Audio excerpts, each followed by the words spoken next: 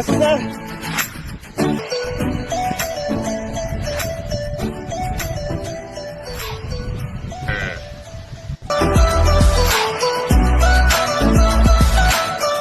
Red pen ತೋಯ್ಕ red pen.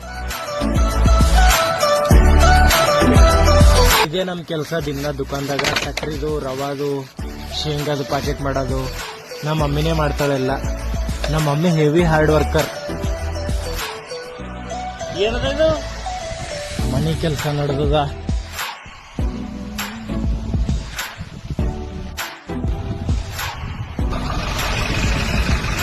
Hi ಮಗ.